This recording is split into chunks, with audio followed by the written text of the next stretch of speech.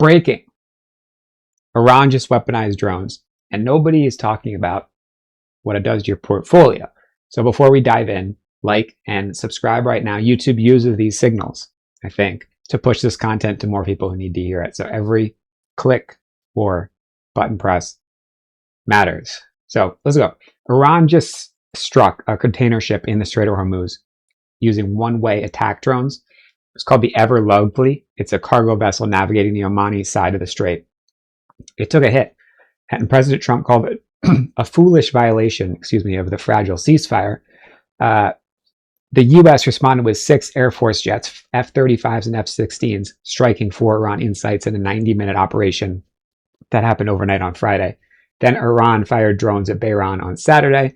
Then a tanker called the Kiku got struck by a projectile in the strait hours later. 3 days of escalating sort of back and forth between these nuclear-adjacent powers. And the shipping lane that handles a significant portion of global oil and gas is caught in the middle of all this.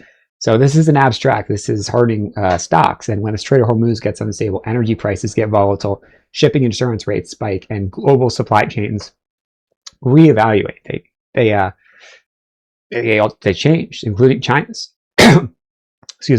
Wednesday saw 73 ships transit the strait.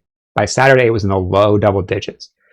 The UK Navy's Maritime Monitoring Agency raised the threat level in the strait to substantial. The International Maritime Organization, which has been running a coordinated evacuation, you could call it, of hundreds of stranded Gulf ships, they paused its operations after the Ever Lovely attack. Around 115 vessels with 2,500 crew members had gotten out since Tuesday. Hundreds more are still stuck. And what the markets do with this is instructive. Oil prices popped Thursday on the news, then they eased back Friday, falling to pre-war levels. It's significant. The market wasn't buying a sustained oil spike. Why? Because the ceasefire framework, although fragile, is still technically in effect, and neither the US nor Iran appears eager to return to full-scale war. The analysts describing this are saying both sides are testing each other's sort of red lines. They're probably right. So that means volatility, not escalation into full conflict. And volatility managed correctly is an opportunity. The two forces shaping wealth right now are worth being direct about. Roughly 3 million Americans are going to inherit over $1 million in the next decade. Many of them have never navigated a market like this one, or any market for some of them. They're smart people, high earners, people who understand their own industries deeply, but no framework for what to do when geopolitical events are coming into markets, and they're moving them every 48 hours. Later on top of that, the U.S. is carrying over $39 trillion in national debt while markets keep hitting new highs on the back of the AI build-out. And the divergence between the financial economy and the real economy is real. Consumers are spending less per transaction even when they are buying more. Microsoft is raising hardware prices because memory costs more than double due to AI demand. Apple's doing the same thing. The AI infrastructure boom is creating cost pressures that ripple into everyday spending. And that's inflation. It doesn't always show up where people expect it either. So with that in mind, I built the Stock CEO Early Alerts SMS newsletter. It's the tools to be the CEO of your own portfolio in 5 minutes a day. Grab the free report on the best 6 AI stocks for July in that link right below, stockceo.com/newsletter. Grab it right now. You'll get those stocks immediately to your email. Now back to the market structure. The AI trade that's dominated for over a year is showing real signs of strain.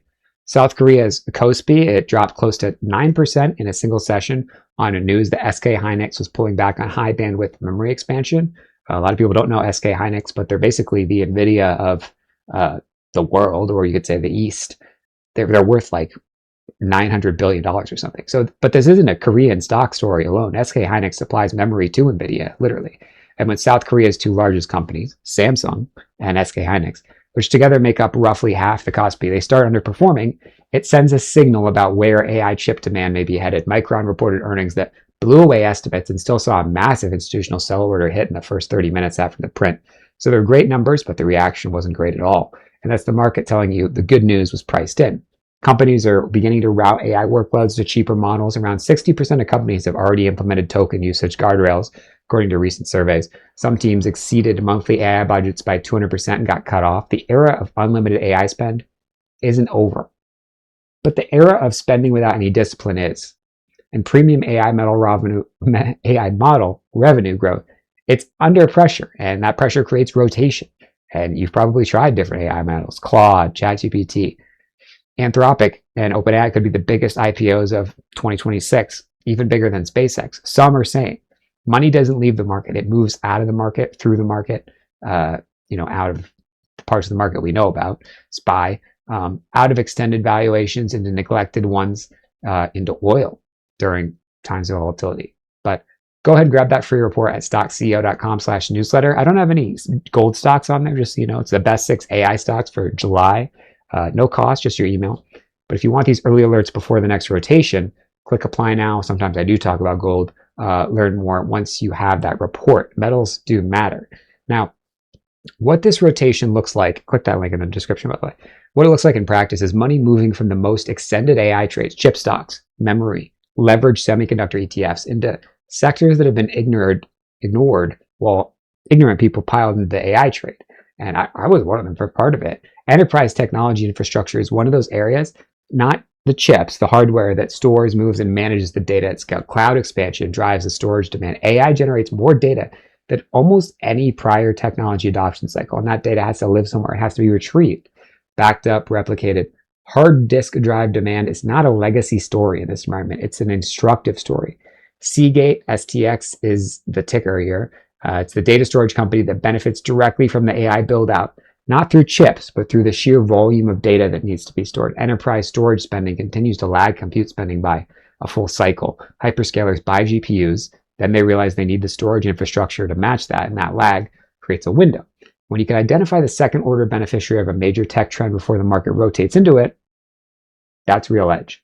STX was the Seagate. It was the early alert sent out on Friday, May 1st, near the beginning of when the storage rotation started to become visible. It's almost a few months, a few weeks more realistically, before it became a consensus trade. And since that alert, the stock's up significantly. The thesis was direct. AI creates data. Data needs storage. Storage spending follows compute spending, and there's a lag there. And Seagate is one of the best positioned names to capture that. The market hasn't fully rotated there yet. Now it's starting to. But head to stockceo.com/newsletter. Click that link in the description for the free report on the best 6 AI stocks for July. Enter your email. Click learn more, apply now for the early alerts, the SMS stuff as we get that box set up. The drones in Hormuz are making the headlines. The money is moving somewhere quieter.